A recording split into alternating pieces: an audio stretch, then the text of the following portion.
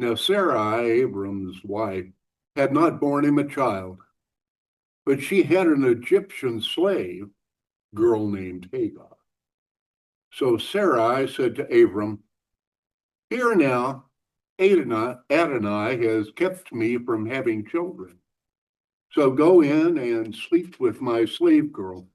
Maybe I'll be able to have children through her."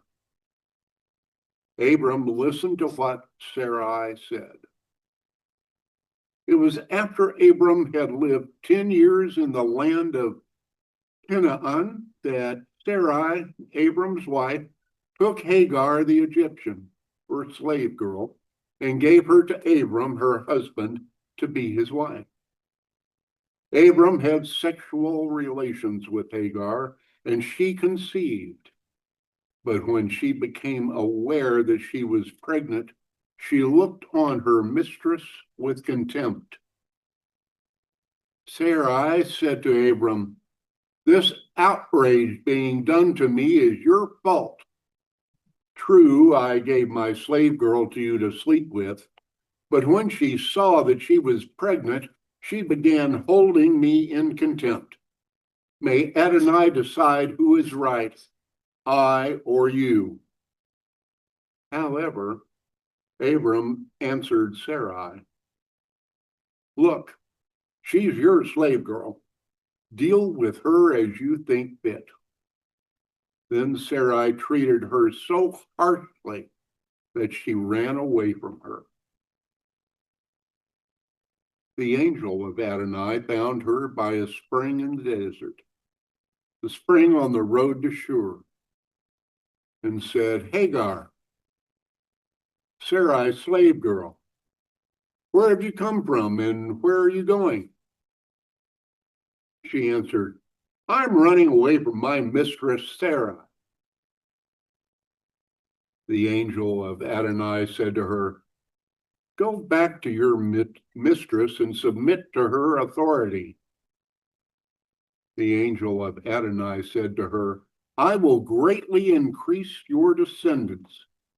There will be so many that it will be impossible to count them." The angel of Adonai said to her, "Look, you are pregnant and you will give birth to a son.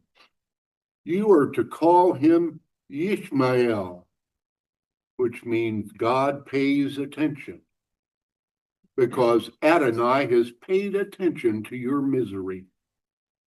He will be a wild donkey of a man, with his hand against everyone and everyone's hand against him, living his life at odds with all his kinsmen."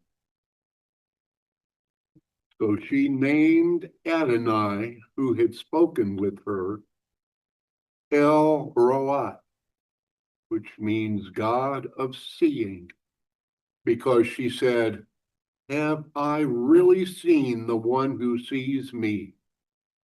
and stayed alive. This is why the well has been called Be'er Lachai Roi, well of the one who lives and sees. It lies between Kadesh and Bered.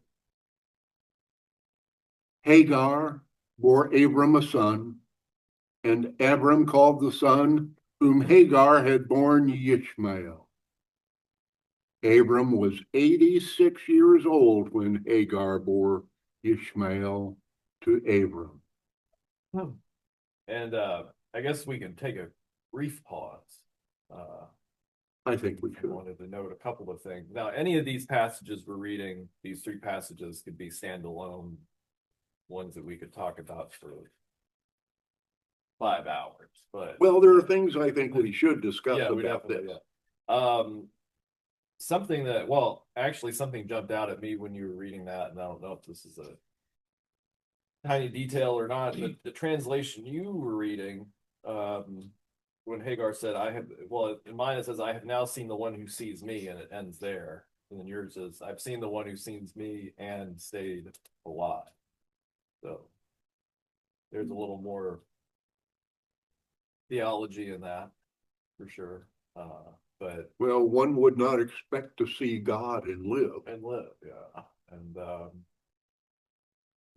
that is something in and of itself that God visits Hagar, who is the person in this story who's kind of pawned around in a way, and she's used as a surrogate, and she's, I mean, well, she is a servant or a slave, so she has kind of the lowest social status of anybody in the story. Yet God, God sees her and visits her, not once, but actually, I think the next time it says the angel of the Lord, but that's still significant. So how are we to understand when I reading, because this is the NIV where it says angel of the Lord. Who is that? That's, well, we had this series where we looked at a lot of those passages, and it really depends on which translation you're looking at. Some of them are a little more straightforward, like the passage we're about to read where the three individuals meet Abraham in his tent. One of them is understood to be God. A lot of people believe that it's Jesus, pre-incarnate form, because Jesus is really, speaking of seeing God, Jesus is really the only form that God takes that you can perceive. Moses was allowed to catch a glimpse of God, but that's not understood to be Jesus. That was like the glory of God, right? But I see the angel of the Lord passages as speaking either God directly or do you ever see it as being like the top angel or any, like the I guess that's another interpretation of it, but what was your translation? It says angel of the Lord. Angel of the Lord. So I mean, it does in this translation, but she is receiving this as directly from God. One indication that one way to tell too is that if they allow you to worship them, because there was an angel of the Lord. Whenever that angel of the Lord appears and somebody worships them, they don't tell them, no, don't worship me. Like John in Revelation tries to worship. Doesn't he try to bow down to an angel, but just out of, and he is stopped. He is stopped, yes. So is there any incident in the Bible, Old or New Testament, that an angel of the Lord or angel accepted people to worship him? I believe Gideon and Hannah, right? It was their Samuel's mom, or not Samson's mom. We mean Samuel? Maybe there's maybe Samuel's Hannah Samuel or Samson's mom. The angel appears to them, and they give an offer of sacrifice. I'm saying that because really my understanding till now from the English translation and from the Arabic translation that I am looking at here, it's an angel of the Lord and an angel of the Lord. And when she thanked God, she thanked him for the news that she had from the angel. So I mean, in my mind, it was always the angel, not God himself. And in her praying, she is saying, the angel of the Lord told her that you are pregnant and you will born a son, and his name was Ishmael, because God heard your misery or your being slave, and he will be like a wild man. That's my English translation of the Arabic that I'm reading. And his hand will be on everyone, and everyone's hand will be on him, like fighting. Hmm. And he will live in front of his brothers. So she called the name of the place. No, she called the Lord to talk to her. Maybe she meant through the angel, that so and so. So really, that saying that God is the one who talked to her and talked to others, that never was, I never thought about it. Yeah, It's either God actually or somebody giving the direct message from God. I mean, I there are instances where it says angel of the Lord, like in this Judges 13, you have this is the birth of Samson. The angel of the Lord. Let's see. I had it a second ago. And the angel of the Lord appeared to the woman and said to her, "Behold, you're going to have a son. Make sure he drinks no wine." Then later on, she goes to her husband and says, "A man of God came to me, and his appearance was like the angel of God. Very awesome."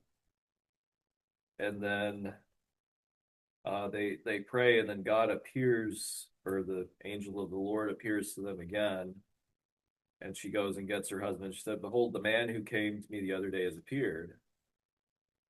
And then they offer, let's see, "Let us detain you and prepare a young goat for you," the husband says. And then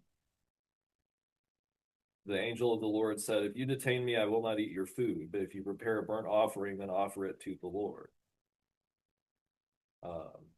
And Manoah said to the angel, then the angel of the Lord goes up. The angel of the Lord went up in a flame of the altar and consumed the offering. And then they fall on their faces because they think, "Oh, we've seen God." But it is that phrase is a little unclear, and sometimes it is an angel of the Lord or the angel of the Lord. So that's could be here, it's clear that it's an angel of the Lord speaking to her, but she is clearly speaking to God. Or at least that's the way it strikes me. She is not speaking to the angel. She is responding to God. But I think if we were in that situation, we would be not necessarily thinking too much, right? We'd be kind of in awe, whether it was, Yes. Look at Mary, when the angel told her that you will be pregnant while you are a virgin, and it's the Son of God, and he will be the savior of his people. She praised God. It doesn't mean that she believed that the angel is God. Yeah. That's what I mean. If an angel appeared to me and gave me, news, good or bad, either I will praise God or I will complain to God. That's a normal response. And in the reading we're about to have in 18, it's not included in the reading, but right afterwards, when they are departing from the tent, after they talk to Abraham, he has that little conversation where he says, "If you find only 50 in Sodom, will you destroy the city?" Yeah. And so somebody is acting, that one is understood to be God or someone who is able to has the authority to make decisions about what God's going to do. So, but I found it interesting here, just to kind of note, right at the beginning, and this is a little bit of a different subject, but Sarah says, "The Lord has kept me from having children." Yeah. So, what are we to make of that? Is she being fair. She, you know, she says it directly. God has, you know, the Lord has kept me from having. Well, I think that would be the attitude that anyone would have. Yeah. God would be the person, God would be why Yeah. she could not have children. And then, so it's, you know, so she's kind of correct there. I don't know if she knew it or not necessarily, but that would be her feeling. Because naturally, Yeah, women have children. naturally. So the fact that she was not able to have children or did not have children, that was an act of God. And then after Hagar gets pregnant, Sarah turns to Abraham and says, "You are responsible for the wrong I'm suffering." Yes. Well, but I can hear her saying, I know that I gave her to you, but you didn't have to enjoy yourself. That would have been my response. And then, and he said, who told you? Was not there. Hagar did. But it doesn't say why she was despising Sarah, just because. Well, I guess this answers the question that God wasn't preventing Abraham from having kids. God was, you know, keeping Sarah. Yeah, Because I guess it does kind of that. I'm wondering if who knows what Sarah was thinking in all this, but you know, well, I'll give him my handmaid or my servant, it shows that and we'll it see what is- happens. Yeah, so it is Sarah that it's not able to have children. It's not an Abram Yeah. where the problem lies. I think also, I mean, in common, you hear repeatedly about women who cannot have children for 7 years, for 8 years. Then all of a sudden they adopt someone and then they get pregnant. So yeah, and medically, yeah, there is maybe some anatomical or medical reason, and sometimes it gets better, or the hormonal balance gets better. Someone was endometriosis, and then they get treated from it and they get pregnant. So it's possible, and it happened to. I mean, Sarah certainly she wanted to have children through her servant, and when she became pregnant, this already something kind of being jealous, as you said earlier. It's a jealousy. And of course, we know the end is that God made her have her own, have her own child anyway. And so this was kind of also kind of why God ends up stepping in. Well, and later, as we'll see, but Abraham's already been promised by God that he's going to have numerous descendants.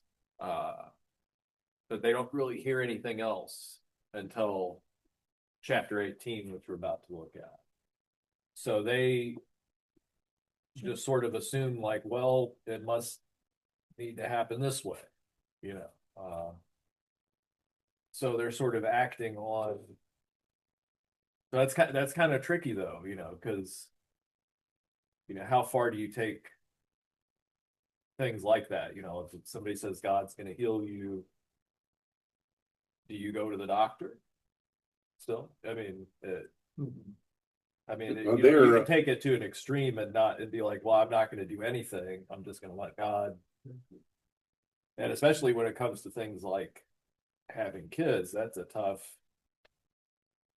How much do you like today? We have the whole debate about surrogacy and all that stuff. At what point do we say we're going to let God handle it? Right. or maybe we need to help God out, or maybe we need to help God out a lot. I think that, well, it's been Clearly, this was not the call to make here in this case. it's been a problem with humankind for thousands of years, and it is today. Where do you make the call? How,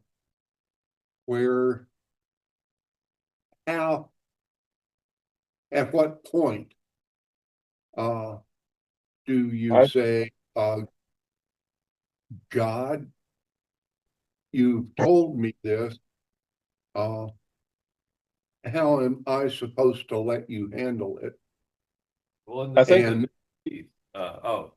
I think the general consensus, unspoken though it may be, is that people should do everything they can to, I mean, people have to operate their lives according to what they think is best to us. You know, people could say that God might have a plan or something, but they still have to operate day to day and you know, determine their own course for the most part. But I think that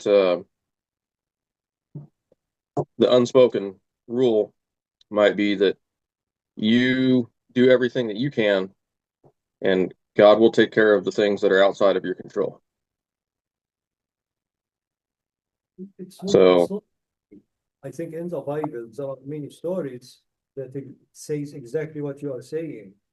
That if you know, you start doing something and you be perceptive to God's will, and He will let you know to continue in the direction you are going or in the action, or you stop and you redirect, or you flee, or you don't do anything.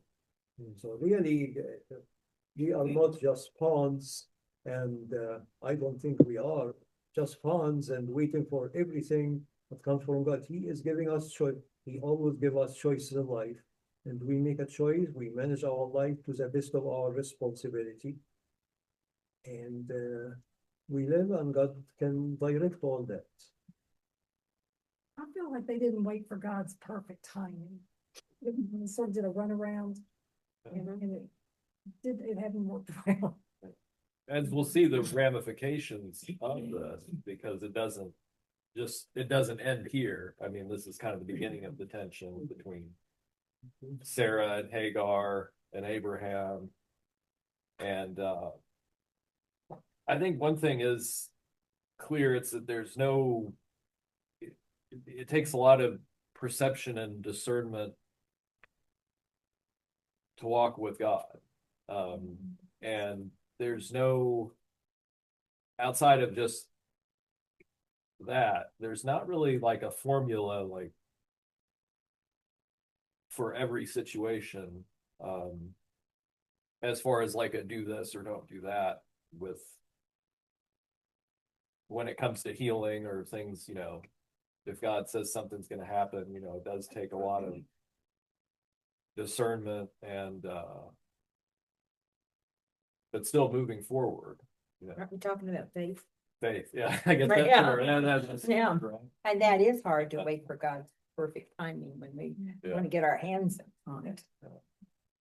And what we have to remember, in this case, I believe I'm correct in saying, you know, it would have been socially acceptable for Sarai to present her slave to her husband, and that be as her child if her slave got pregnant, and that would have been okay socially. And you know, we're not looking at, you know, next month or 6 months down the road. This was like 10 years later. this happened. So it wasn't like an overnight deal. Oh, you're talking about the, because we're jumping from chapter 16 to 18. the next No, year. no, we're still in chapter, Well, yeah, but even as we jump forward a couple chapters, it's, Ishmael was a teen, it's a teenager, and it's right, yeah. right. But what I'm saying is, Yeah. in the initial, just at the pregnancy, it was Yeah. 10 years later before Hagar got pregnant. Yeah. So it wasn't like, Oh yeah, they did wait. well, here's Hagar and she's pregnant, like, 8 months from now. It's, 10 years from now, she got pregnant. So it wasn't an instant thing. It was over a significant period of time. Did I miss that? So wait a minute, Could have been, it's Oh. in, but she gets into it. It says that he was living in Canaan 10 years and then she gave her slave. Oh, I think they waited 10 years before they. She talked did about it. it Hagar. was there in verse 3. Yes, but they've been talking, she already had the idea in verse 1 and 2. But Oh. I think that's maybe, correct Oh. me, Bill, if I'm wrong. I think that's what Bill is saying. They waited 10 years without Hagar. Yeah. So after 10 years, and then she will get pregnant, and her husband's 86, she said, waiting is enough. Yeah. Maybe she thought, well, maybe that's what God wants us to do. Let's Abraham sleep with someone else.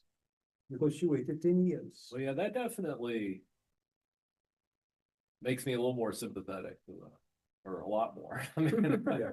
I can understand 10 years is a long time. I mean, we're looking at,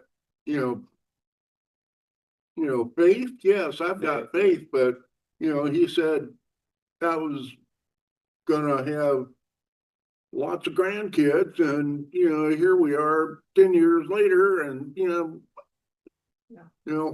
what's happening? Well, and maybe he could be questioning. He had these experiences with God coming in these visions and speaking with him and showing him the stars in the sky, and your descendants are going to be like those. And You 10 have to remember years, those things didn't happen frequently. yes, but I mean, after so many years, you might even start to wonder, like, well, did I Eat some mushrooms. did I burn too much acacia wood? Yeah, it's But But Sarah heard, right? Wasn't she like hiding behind the tent? oh, actually, yes. Yeah. that's to come. Let's That's to That's come. the- actually, that'd be a good segue there because attraction. because God shows up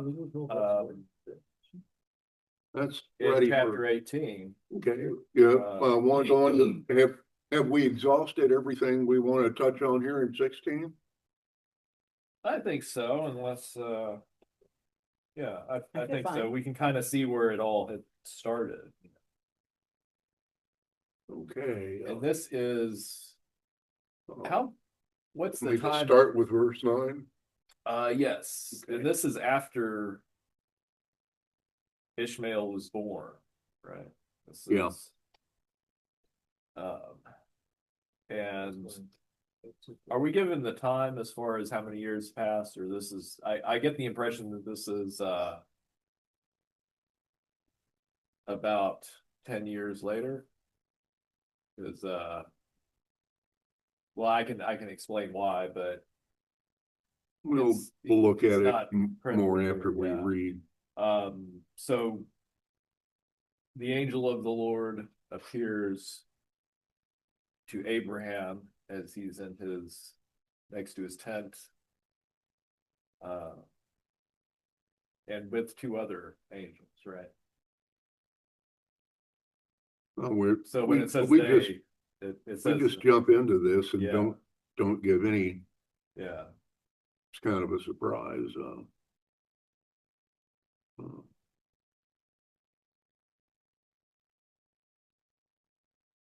Let me go back and start with. Yeah, because It's not that. nine jumps in and says they asked. That was trying I'm to gonna go explain on that. back to one. Okay, all right. And still gonna be reading the, out of the complete Jewish Bible translation. Adonai appeared to Abraham by the oaks of Mamre as he sat at the entrance to the tent during the heat of the day. He raised his eyes and looked, and there in front of him stood 3 men. On seeing them, he ran from the tent door to meet them, prostrated himself on the ground, and said, "My Lord, if I have found favor in your sight, please don't leave your servant. Please let me send for some water so that you can wash your feet, then rest under the tree, and I will bring a piece of bread. Now that you have come to your servant, refresh yourselves before going on." "Very well," they replied. "Do what you have said." Abraham hurried into the tent to Sarai and said, "Quickly, 3 measures of the best flour, knead it and make cakes." Abraham ran to the herd, took a good tender calf and gave it to the servant who hurried to prepare it. Then he took curds, milk, and the calf which he had prepared and set it all before the men, and he stood by them under the tree as they ate. They said to him, "Where is Sarah, your wife?" He said, "There, in the tent." He said, "I will certainly return to you around this time next year, and Sarah, your wife, will have a son." Sarah heard him from the entrance of the tent behind him. Abraham and Sarah were old, advanced in years. Sarah was past the age of childbearing. So Sarah laughed to herself, thinking, "I am old, and so is my Lord. Am I to have pleasure again?" Adonai said to Abraham, "Why did Sarah laugh and ask, 'Am I really going to bear a child when I am so old?' Is anything too hard for Adonai? At the time set for it, at this season next year, I will return to you, and Sarah will have a son." Sarah denied it, saying, "I didn't either laugh," because she was afraid. He said, "Not so, you did laugh." And the word laugh is mentioned 4 times. And I did a search, and I'm not the only one who noticed that. There's clearly a repetition there, and it's used as a way to kind of, because later on, even in chapter 21, there's another variation of that word laugh that comes into well, Isaac means laughter. And then Sarah will later on in chapter 21, she'll say Ishmael and the son of that slave girl was laughing at us, you know, so it has a negative connotation there. But we see Sarah laughing in this case at the sometimes God's plan or the things of God seem, if we try to apply our logic and try to think about how is that going to work on natural terms, I guess just like Paul said in letters, and he say the folly to the Gentiles, and what was that passage? The kingdom of, I should have looked it up. But anyway, a lot of times God's plan doesn't exactly make sense to us. And it's so far beyond what we can comprehend that it seems, sometimes it does seem kind of crazy. You really think about Because a lot of the stories in the Bible and the way that things happen, it kind of, if you really start to think about why did God do it that way, or how did that happen? But in this case, what do you see in this whole, why was Sarah trying to, I guess even more ridiculous is Sarah trying to say that she didn't laugh. Yeah. You know, when God is in the room and God hears her laugh and everybody, you know, Well, Sarah's embarrassed. Yeah. And well, I should let somebody else say Well, something. wouldn't you think that before the Lord, she would not lie? You would think. Well, you don't Did she know not- that he's the Lord. You know, you got these three guys came from across the sand, and you just offered hospitality to these three men. And they're out under the tree. I mean, they're not even in the tent, they're out under the tree. So that Yeah. immediate recognition was given only to Abram. Now, Abraham doesn't you don't think really he did? know. No, I don't think. I Well, don't he think addresses them.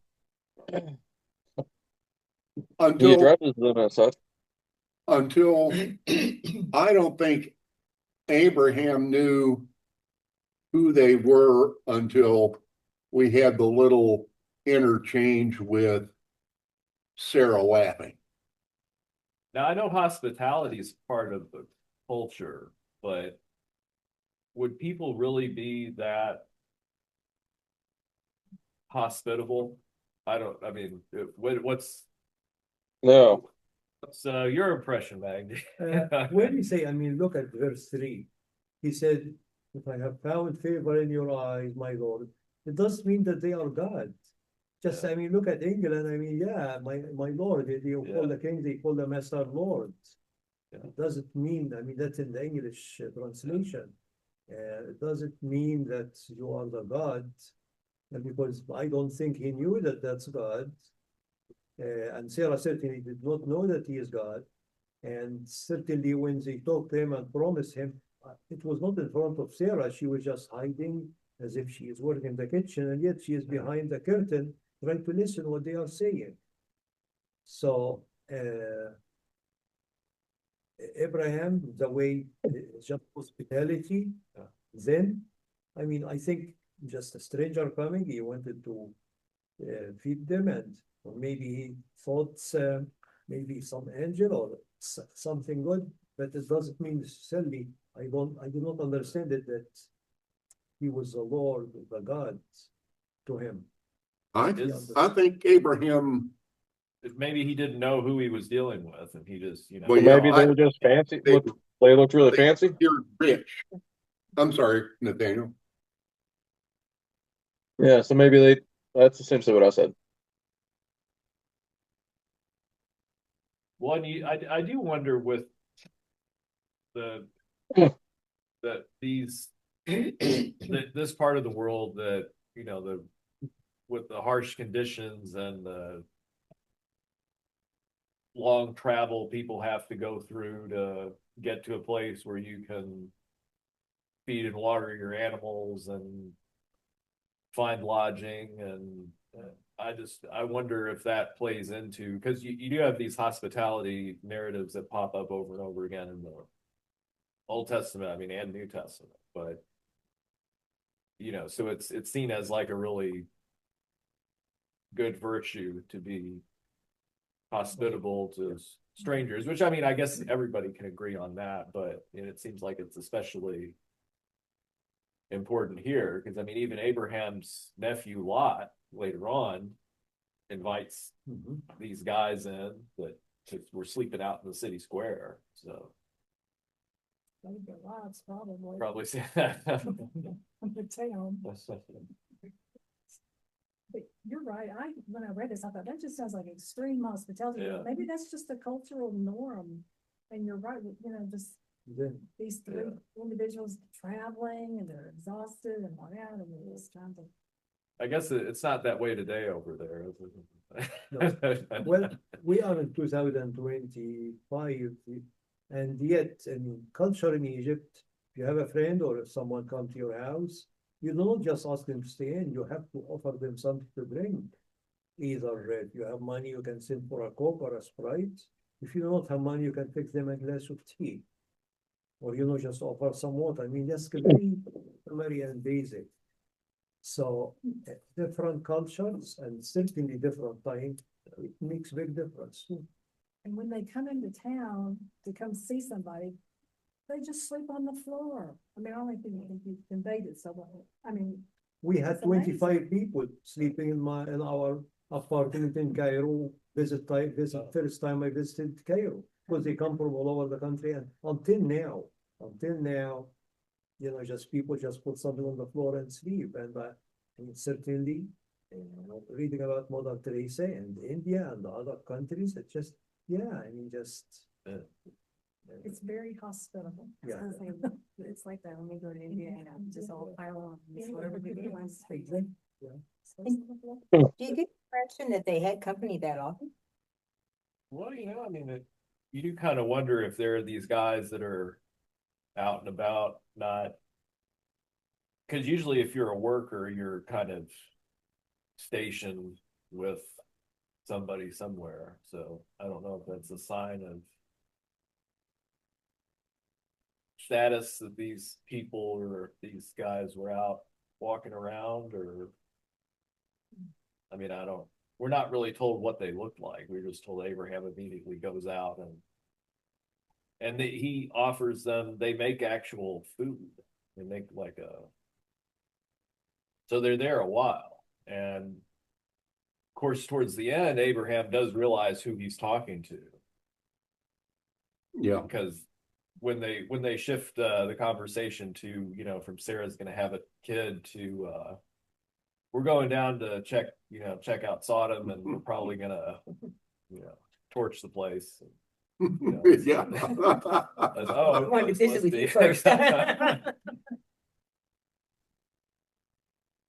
And I mean, it is clear that Abraham, when he's talking to Abraham, is under the impression that he is talking to God. Because he says, I'm just dust and ashes, and I'm asking, who am I to ask the Lord? Anyway, But I don't think at this he point, knew right? that this whole thing was that he was addressing God until after the laughing event. Yeah.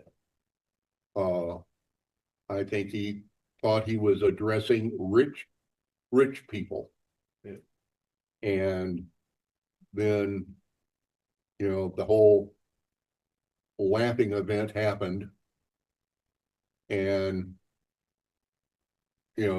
even he didn't hear Sarah laugh because it says that, how does it describe that?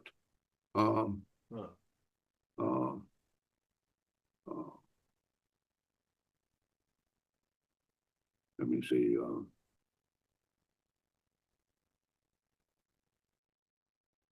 So Sarah laughed to herself. Right. Yeah. So she didn't even laugh out loud. Yeah. And she got called out. Yeah. So, Abraham couldn't have even heard his wife laugh. Yeah. And yet one of the men called her out for laughing. And I think that's when the light bulb lit up in Abraham's head, and he said, holy smokes. Yeah. Been here, done this. Yeah. I know this guy. Well, there was a little clue perhaps in the beginning here where they said, where's your wife, Sarah? Like they knew a little detail about him there, but he didn't really know them. But that's not very strange, really, realizing that then maybe small towns, and they know each other. And Yeah. before they saw Abraham, maybe they know that there will be a man with a wife called Sarah, and these strangers. I mean, going there, maybe they were informed by some other people in town. My question is really is what you said in the beginning. How did God interfere to change direction? Yeah. Or because that's the main thing, Yeah. maybe Yeah. we need to talk about it. And we see the beginning of it here, and God Yeah. saying, okay, that's gonna happen a year from now. And then as we go to 21, I have a question about, well, actually, it is 21. He says he'll go down and see if what's happening is as bad as been reported to me. oh, you mean verse 21? Yes. Oh, And yeah. why wouldn't God have just looked down from the heavens and seen? Right. Why would he say he's gonna go down and see? That I recall we had a conversation about that. I mean, not that we exhausted it by any stretch, but Tonight? oh no, in Oh, I was that gonna say, what was series, the one like you about a watched? year ago, I think. we were Oh, okay. talking. Kind of like the whole Tower of Babel thing, where he said, "I need let's go down and check it out." It almost makes it seem like that God is personally giving attention to that situation. Well, I Or think, like God remembered Noah, it's kind of like it's a way to tell us like God is really taking this into account. I think it's because God is in this interchange with Abraham. He's yes, God could sit up there. Of course, God's there and God knows how many righteous people are there. But he is in this conversation, in this dickering with Abraham. And this is part of this play that he is having with Abraham. And it's important that God plays his part. Why do we have, it's kind of like the Price is Right. Well, if you find 50, how about 45? What about 40? Yeah. But why? What's the purpose of it? The thing comes to my mind is so many Psalms by David, Psalm 36, Psalm 37, Psalm 35. When you talk to God and he say, wake up and just help me.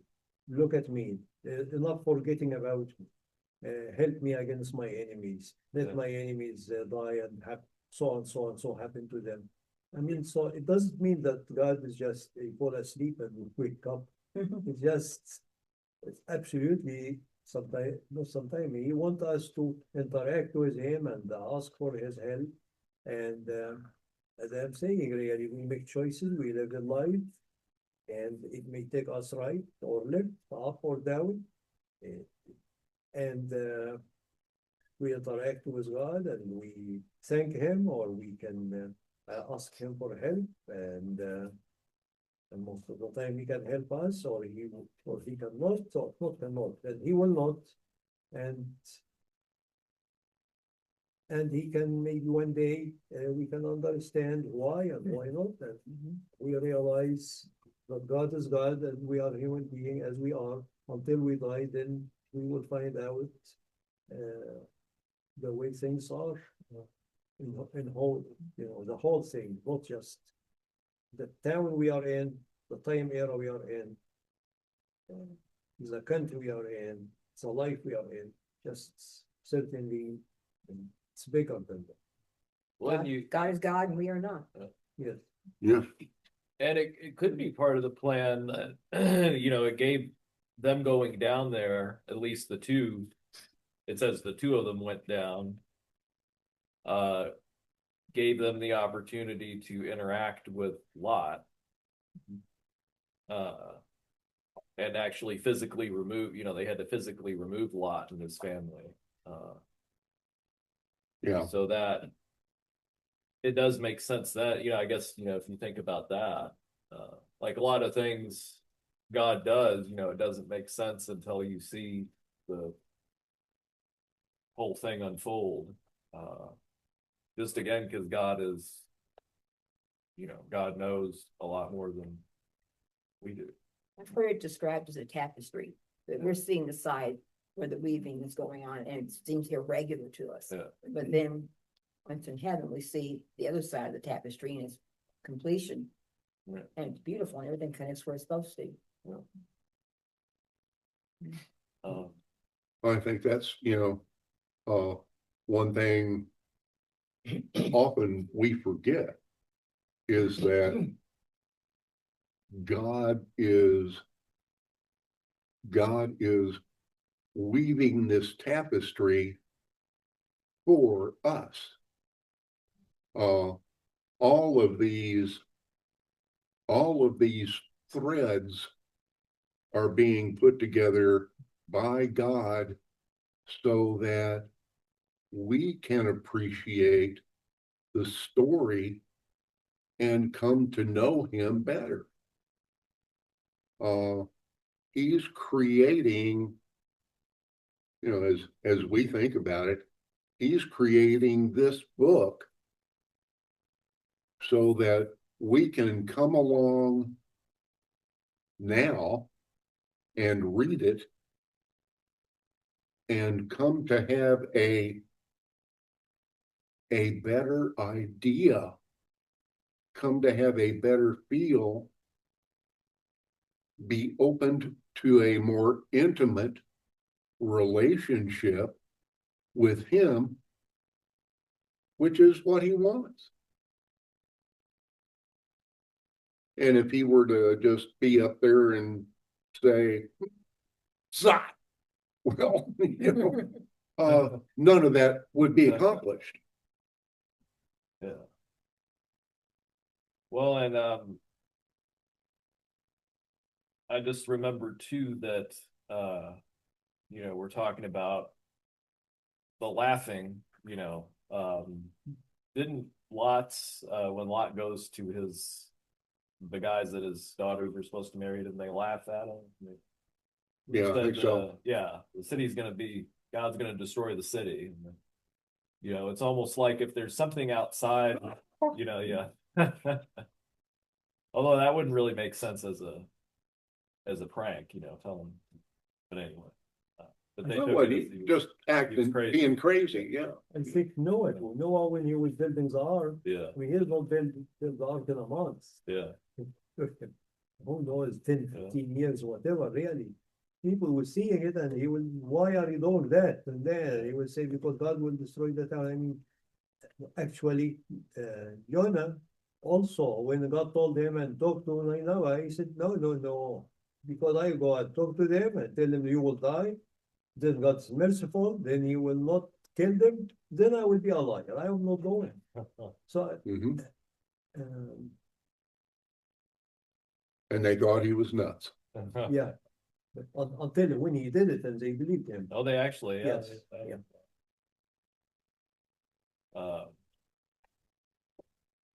So should we go to 21 and see now, believe it or not, the focus of this all of this reading, you will see it in chapter 21, verse 12. It says, Abraham, you'll see the little turning point there where God intervenes. Adonai remembered Sarah as he had said, and Adonai did for Sarah what he had promised. Sarah conceived and bore Abraham a son in his old age, at the very time God had said to him. Abraham called his son born to him, whom Sarah bore to him, Yitzhak. Abraham circumcised his son Yitzhak when he was 8 days old, as God had ordered him to do. Abraham was 100 years old when his son Yitzhak, laughter, was born to him. Sarah said, God has given me good reason to laugh. Now everyone who hears about it will laugh with me. And she said, who would have said to Abraham that Sarah would nurse children? Nevertheless, I have borne him a son in his old age. The child grew and was weaned, and Abraham gave a great banquet on the day that Yitzhak was weaned. But Sarah saw the son of Hagar the Egyptian, whom Hagar had borne to Abraham, making fun of Yitzhak. So Sarah said to Abraham, throw this slave girl out and her son. I will not have the slave girl's son as your heir along with my son Yitzhak. Abraham became very distressed over this matter of his son.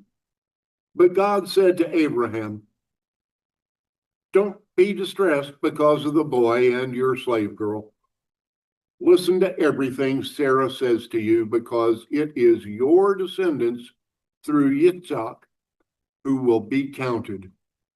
But I will also make a nation from the son of the slave girl, since he is descended from you. Abraham got up early in the morning, took bread and a skin of water, and gave it to Hagar, putting it on her shoulder and the child. Then he sent her away. After leaving, she wandered in the desert around Beersheba. When the water in the skin was gone, she left the child under a bush and went and sat down, looking the other way, about a bow shot's distance from him, because she said, I can't bear to watch my child die.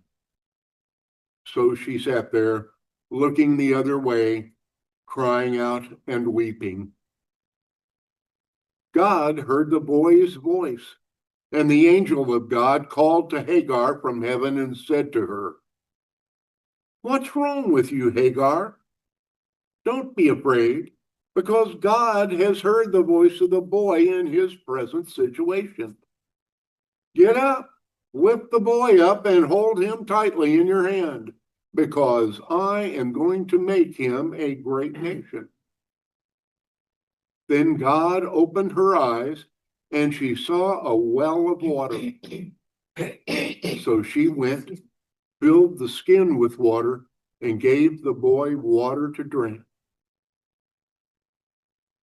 God was with the boy, and he grew. He lived in the desert and became an archer. He lived in the Paran desert, and his mother chose a wife for him from the land of Egypt. And well, just to mention this first, this isn't the focus here, but it always kind of makes me laugh, just Sarah's abrupt, like going from God has brought me laughter and everybody's gonna laugh with me, and then verse later, get the slave woman and her son. Yeah. And you see, we're laughing with her yeah. still. So Abraham, unless I'm mistaken, this is the only time it says Abraham was greatly distressed. Yeah. And it must have taken a lot it must have been some stress. Yeah. Because I mean, well, this probably isn't the first time that he's been living with Sarah and Hagar for Bickering. bickering for years.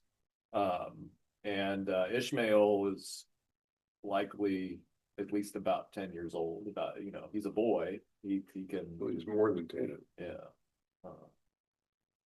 So this has been going on for a while.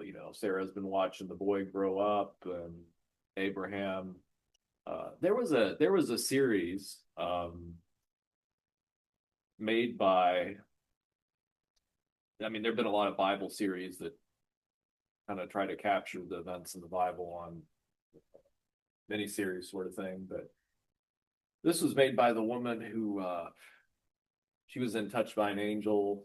Oh, I can see her. It was on the made for TV thing. Um, The red hair. Roma Downing. Roma Downey, yeah. And it shows Abraham teaching Ishmael how to shoot an arrow, and Ishmael's doing all this kind of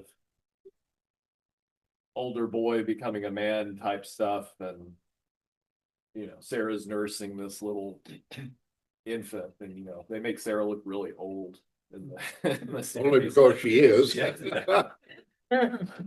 And so that just kind of I have that picture in my mind when I see this, and Abraham is very distressed, and he goes through a lot, but this really bothers him because this is his son, and he doesn't know what to do. And how often are we in maybe not this exact position, but we're in these situations where we don't know what to do. We're dealing with conflict around us and family and work and different situations, and Sarah, I mean, I'm not saying she's being one way or another, but Abraham's really torn here, and Well, yeah. He was mocking. Yeah. So you have to wonder if that was going on. On for a while. Yeah, that's sort of a perpetual thing. It's just You gonna happen. Ishmael. Uh-huh. Yeah. So it's one of those things where you can kind of understand why everybody's feeling a certain way, and there doesn't really seem to be a answer. But God intervenes and says, do not be distressed. And God tells him to send Hagar and Ishmael away, which I don't guess would not have been an easy thing to do. And it seems like he's sending them out just by themselves, which I don't really know how that. I mean, that would have taken a lot of faith to do. Now he must have sent her away with. I guess God just provided for Hagar and Ishmael while they were. At least with the water. That was important, but we're not really told what Abraham sent Hagar with. Food and a skin of water. Food and a skin of water. Or if he gave her any money, it doesn't say. He wouldn't have given her any money. But more important, he sent her with the faith that God will fulfill what he promised. I will make the son of the slave into a nation also, because he is your offspring. So he knew that it's not that they will die in 2-3 days. Somehow God will take care of them, and they will continue being But that's largest population. a real miracle, though, because if you think about it, a single mom out on her own, and how did she? And then she gets Ishmael a wife later on, and An Egyptian. an Egyptian wife. So that would have been a biggie. yeah. An Egyptian wife out in the desert. That would have. Maybe by then they got closer to Egypt. They They might traveled have. west and got closer to Sinai. And then, so God comforts Abraham and gives him instructions on how to deal with the situation and move forward. And then Hagar is kind of in a similar position as she's out, and she's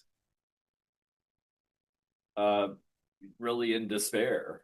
She thinks They're going to die. They're going to die. And we don't know if Abraham told her like, hey, God told me you're gonna be all right. It's, you know.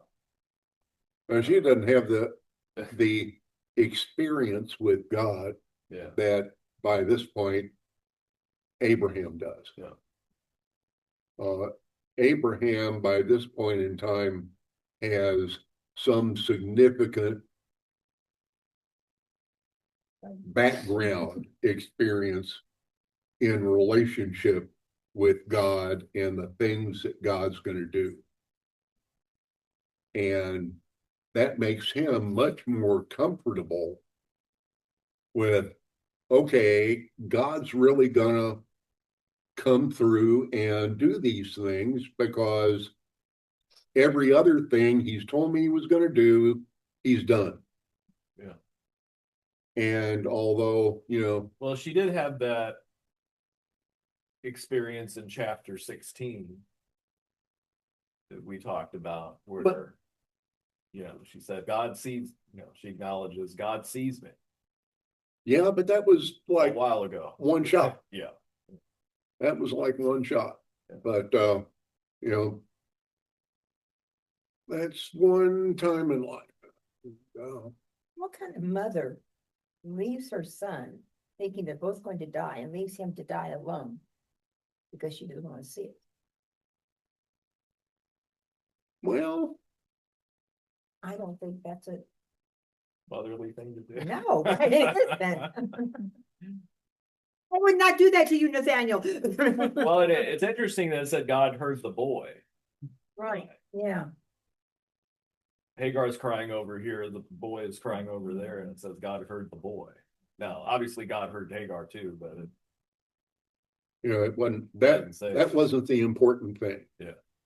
The important thing was God heard Ishmael. Yeah.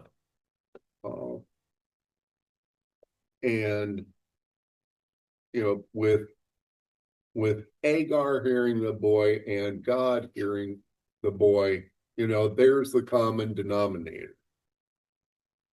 And that's what I think that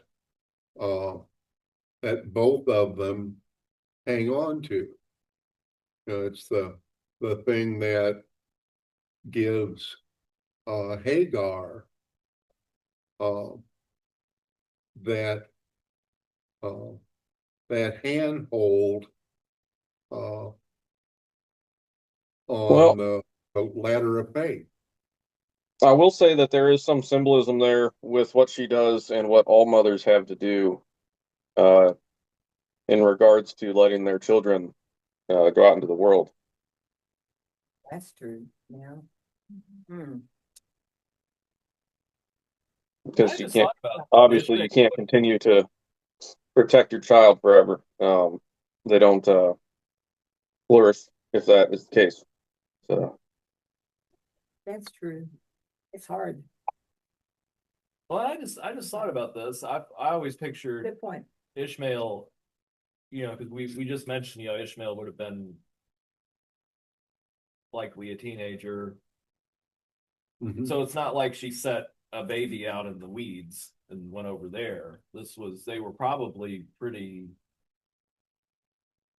dehydrated, or I mean, Yeah, you know, because he's not a little infant, Mhm. you know, he's not able to move, or, you know. I don't think he would have just been sitting there sobbing. Yeah.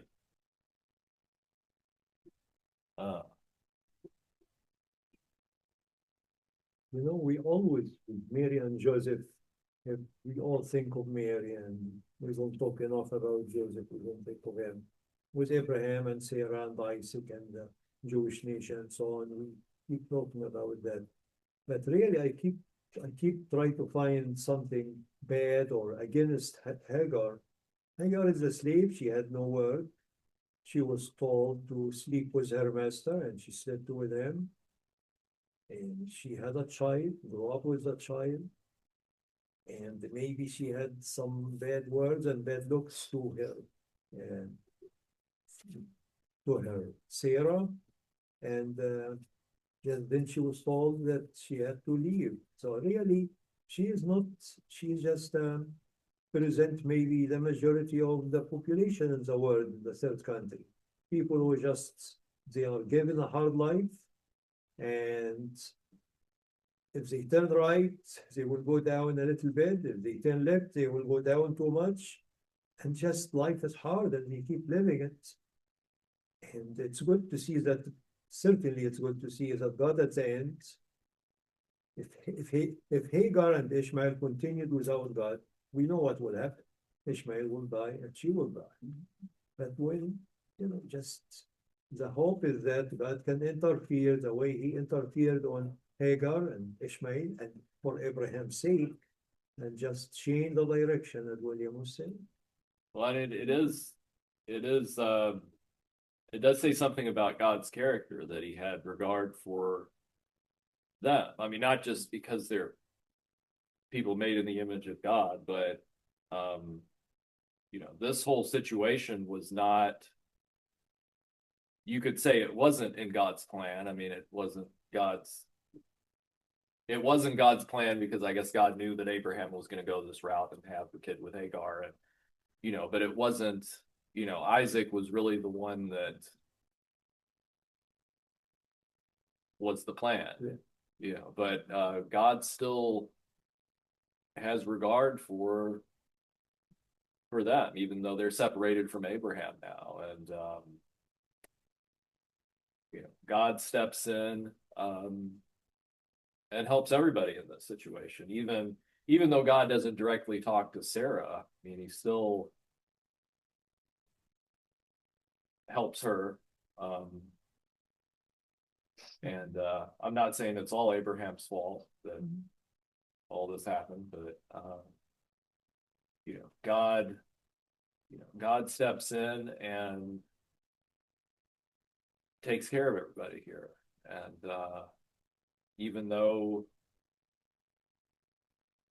as we mentioned last time with Abraham telling people that Sarah's his sister, God helps him out of that. God helps him with this. Family situations aren't always the easiest things to navigate through. Usually it's And this all, of course, kind of tying it all up with, and we can mention other things if they come to mind, but just to kind of say that this series is pointing us to the ultimate way, of course, that God steps in for us and sending Jesus. And we are in a situation where we have this rift caused by sin and the fall, and we have no way to be right with God. But God makes a way. And so that's something to keep in mind as we go through this series, because that's, of course, going to come up. It all kind of points to that. But we'll see in the Old Testament over and over again, God intervening on behalf of individuals, and then on behalf of because those Israelites don't always do the right thing, believe it or not. They're very forgetful and worship golden cow. It's a very, very good lesson, really. And when you look at the whole big picture that we are discussing over 3-4 weeks now, that even Abraham and Sarah, and they were promised a child, they kept waiting, and then they intervened the way they pleasant to them, and then maybe it was the wrong choice, and yet, as you were saying, God interfered and just redirected the goods and the way it's supposed to be for Abraham and Isaac and Sarah, and corrected the wrong that Abraham did with Hagar and Ishmael. Just so even if we make a wrong choice, or a bad choice, and we listen to God's will and His direction, He can correct things and make it good again. And then even the solution that God gives them here, I wouldn't have thought of like, well, just send them out. But you know, God made that work, and that's true, of course, in our lives. You know, God can make ways that we might think don't make any sense, or we might not have considered, or but if God's behind it, then it's a good way. Any other I have one oh more. yes, So, yes. When we were reading and Sarah approaches Abraham or Abram and wants to give him Hagar, and I thought, well, that's kind of like Eve wanting to give. Oh, yeah. But, Yeah. so I looked it up, and it says both narratives depict a significant faithless decision made by a husband listening to his wife's advice rather than waiting for God's promise, often interpreted as a parallel fall or forbidden fruit moment. Sarai's action in Genesis 16 mimics Eve's in Genesis 3, leading to personal conflict, social chaos, and broken trust. That's from the really book good. itself. This is all compliments. I actually thought about that when she was dishonest about laughing. That was my first thought, was connecting that to eating the apple, actually. But it occurs to me that most of these people, well, the people that we're speaking of here, receive direct, like a direct communication from God to go do things. Abraham, Abram, and I don't recall off the top of my head any stories or any parts of the Bible where maybe I'm probably wrong. I don't know, but what I'm thinking is that in general in the Bible, people are given very clear direction, and then we attribute a lot of faith to them taking action based on that very clear direction. But then also we look at ourselves, or people look at themselves and think, would I have that amount of faith? Do I have that amount of faith in my own life? But we don't, I mean, how often does an angel show up and tell us to do things? Or do we have like a dream where we know that for certain, you know, it's like a vision from God or something?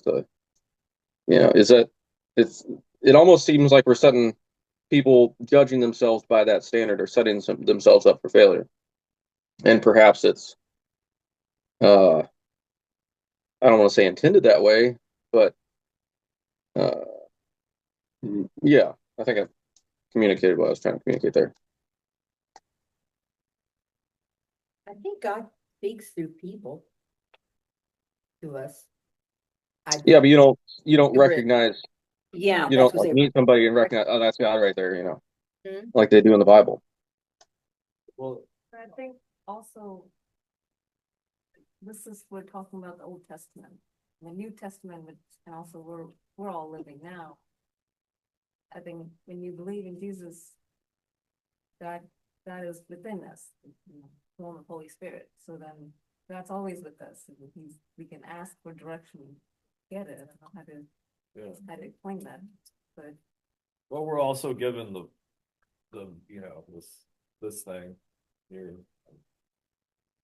But I do get what you're saying, though, that it is, you know, we are, and these examples in the Old Testament are those examples where it was like clear, and we're not given as many examples. They didn't make it into the Bible where somebody felt. I mean, well, there are examples where people felt the Spirit guiding them to do something. You know, Paul, you know, a lot of those are in the New Testament, or the disciples, or the early church. It is generally regarded, like instances like this with Abraham, or you know, or Noah or something, right? Like these conversations with God, or where God steps in, are categorically a different experience than you just feeling that probably I should do this, right? Like that's the general accept the consensus. Well, sometimes you do get signs or you have things that it becomes pretty Right, and that's what I'm saying. obvious. It's not that. Not that at all. It's there's this, I'm picturing a booming voice in your head or kind of thing, like full on Otherwise, if somebody what you tells might me, and otherwise describe as a hallucination. yeah, Like well, I it's a mean, believable, fully like it's an experienced thing, right? It's not in the same category as a feeling. I think then we're limiting ourselves. Like nothing doesn't say that God doesn't still speak. I think maybe, I don't know. well, I mean, pastor, that Korean pastor, I won't. I guess I probably his name came to my mind, but I won't say it. I He's mean, going out, but I anyway, know he you can was from. call God on a cell phone if you get the right phone number from that African preacher guy, I think. But That'd be nice. he was a Buddhist, and he did say that his call began. He heard audibly. He heard God tell him to become a minister. You know him. I won't say his name, but you know what I'm talking about. Oh, you look at me. Yeah, you met the Korean pastor. Oh, from, Yeah, oh, that, yeah, okay. yeah. He said his call came that way, and then, I mean, there are people that have those experiences. I know a lot of you hear about a lot of people who are Muslim meeting Jesus in visions, and But, I but think- I'm not saying we should just be like, oh, that's the only way, I have to speak now because Okay. we're getting late and Yeah. I don't want to miss a chance. I know many people personally that waited for God to give them, to talk to them, but certainly not by phone or by text, and God talked to them. The way William mentioned it, Tina mentioned it, Lauren mentioned it, the way I know, just be perceptive and God will talk to you. Either someone will surprise you and say something, which is your answer, and there was no reason for him to say it, or a reason that's just occasional, or it's something you will read, or something is opposite to that or wrong. And there was a team going to Egypt in 2014, mission trip with our church, and they asked me to go with them, being Egyptian and American, and part of the team, and I'm a member. And there was a revolution, and I do not think it's safe to go. So I told them, no, I don't think it's a good time. And they said their decision was to go with you or without you. So I was seeking God's answer, and I opened the Bible one day in the reading I do usually, and some verses talked to me and told me that no, just listen to God, trust Him, and go and do what you are supposed to do. So I decided to go, and we went, and everything was good. Then when I came back, I opened that reading again, and yes, it's the same word, but it doesn't mean till today. It doesn't mean what it meant to me then. It's just general phrases that doesn't say that you just trust and go. And really, if you are perceptive to God's voice, direction, you will see it in a way or another, as Tina said. And I know personally someone who was not Christian. Jesus appeared to him in dreams more than once, but he will not say details. And now he's Christian, and he was fired on with gunshots, and he survived it. And he is a refugee in another country, and just living his life to serve God. And what can I say? I mean, I text with him frequently. So knowing these things, it makes you kind of just knowing that God is there and His Spirit is with us. And even if you're not Christian, just if you are perceptive, you will see messages of invitation. That's my faith.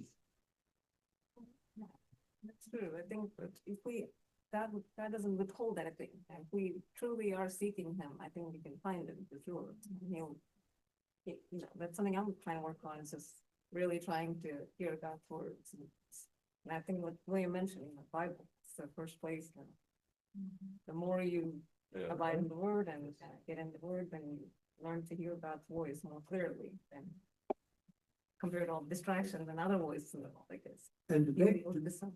back to Nathan's point, I wish personally, Oh, yeah. I wish if I could see an angel or hear an angel or anything like that, but certainly it didn't happen.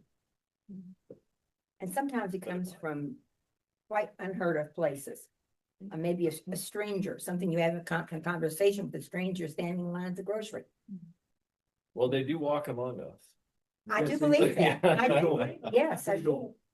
I know a lady, her father was a missionary in Ethiopia, and they came to New York, and they took the underground to go to a certain address. And an Afro-American tall man, he was standing there smiling. They showed him the address they have. He said, no, after you get off this underground, you take another underground, and it will take you there. And I am going there, you actually. And he took them to the second underground, went up to the street, and he showed them, he said, you walk to the end of this road, you turn right, and you will find the address. They thanked them, and they started walking. Then they looked back, and there was no Afro-American man. And I know this lady personally. She lives actually with her retired missionary father in Florida, and he is 100 years old. So really knowing that makes you what you are Let's be saying. entertained, angels unaware. Unless if I don't believe her and she is alive. So I it's absolutely a choice believe I have in to that. make. My mother had had a hysterectomy when I was about 16. And it was going to be like a week later. And then an opening suddenly came up, and my dad, she prayed about it and decided, well, let's go ahead. And it turned out that when they got in there, her gallbladder, whatever it is, had ruptured. And they said it sealed itself off in 7 different places. But if she'd come in a week later, she would have been dead. So I have always believed that angels walk among us, directed by God, not in place of him, but directed by him. And I'm sad at times I think that I haven't recognized it.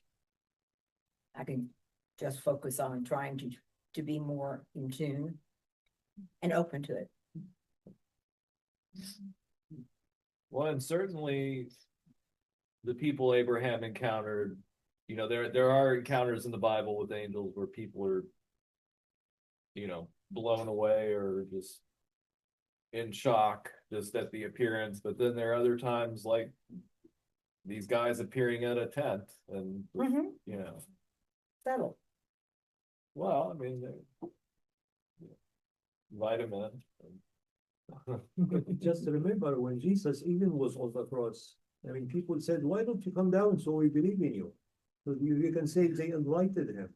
Yeah. But really, even if he came down, they would say you are with the power of Satan, you came down. So really, it's not just the superficial invite, or just God assesses the hearts and does what he wants.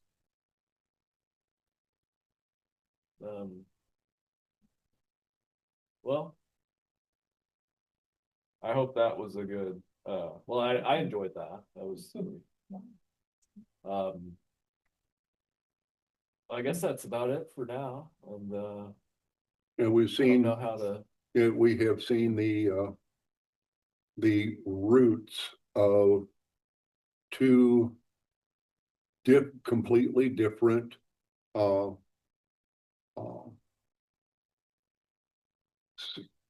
not civilizations, but 2 completely different branches of society over time. And They are very distinctive even unto today. And not really necessarily, I mean, it starts with a family tree genetic thing here, but I mean, today it's the, religions and, I mean, it's not just a descendants of Ishmael and descendants of Isaac, it's, It that's has, a big. well, it has gone box so to far open. beyond that. Yeah, 100%. But this is the kind of the beginning here. And it's definitely. Yes, I mean, at this point in time, yes, it was genetic. Yeah, Um, and they moved away and, became a different family. And although I think Ishmael does return to bury Abraham, right? Or am I thinking of, That's right. yeah, With Isaac. yeah. I don't know. then that's when he said, hey, remember me? I'm back. I'm sorry I laughed at you. But it's important that, one of the things I think is important to remember is how many centuries the Muslims and Jews got along just fine. Got along just fine together.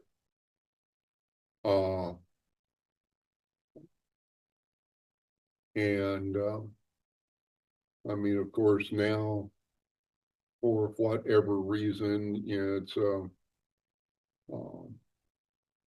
they aren't, but it's been stirred up by outside greedy influencers.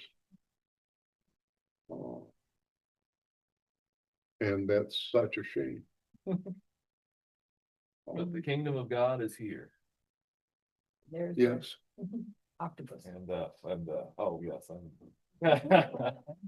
yes, sir. And my kingdom is not of this world. Jesus said. That's right. Anyway. And yes, Oh, yes, even, you must. and even unto one other thing that relates very much to that. They are still in the throes of trying to prove it, but they are working toward experimentally trying to prove it, but forget which universities are tied into it. They are finding that the brain has significant quantum connections. And when we die, or when our physical bodies die, we just have a whole bunch of quantum connections that do not cease. We are still connected, and still those are still functioning. And Are you talking about brainwaves? uh What are you talking about? Soul waves. Quantum? so There are structures in the brain which may be macroscopic structures which can exist in a quantum state, possibly. They're like Wow. um, That's far out. so that when I we don't- die, we aren't I haven't really, personally attributed that research with a lot of credibility yet, but Sounds maybe far out. maybe my dad's read more stuff. For an hour or two, or just for forever? For good. well, we don't know about forever, but they are Yeah. they are trying to experimentally, trying to experimentally be able to show this. I think they're called microtubules. Yes, Goodness. but it's so difficult to show a bunch of this quantum stuff. They're working at trying to illustrate it. And that at what point is this going to affect time of death? Here is an article from the Telegraph on February 14, 2026. That's from 5 days ago, 4 days ago. Scientists reveal what really happened after you die.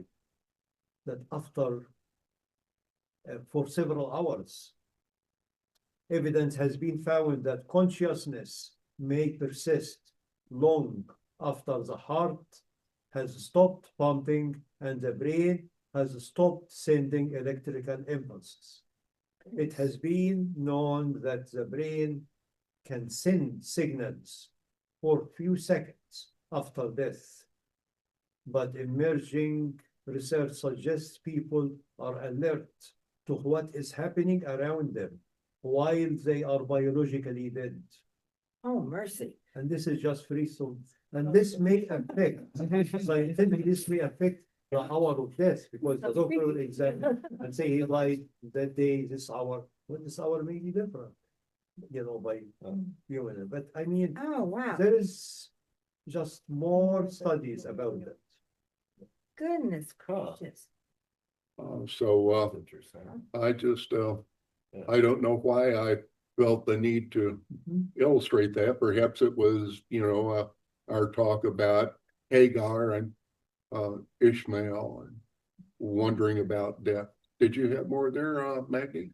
The rest of the article, and Nathan, I can, Daniel, I can really send it to you. I can send the link to the group. Yes. And Yeah. if you have time, just do your research. And certainly that research, or what you are saying, just started now. So where would it be a year to year? But whoever started that will continue. Yeah, the chat group sounds good. Well, it would make sense. There's this kind of, at least this transition time where, at least with the experiences people have, they get taken up, it's not like you're instantly, there's your soul migrating. I got to be careful because it's not necessarily spelled out in the Bible like this, but it's that you go. Anyway. Well, I know. Yeah. Well, we've The talked whole about. silver cord thing and the all that. I know I've spoken some about the whole silver cord experience that I had in Vietnam. Yeah. But yeah, it's Yeah. interesting. Yeah. On that note. On that note, I guess I should. They walk among yeah. us. Yeah. And we I should wish say. to even live eternally, but also Live long and prosper. thank you.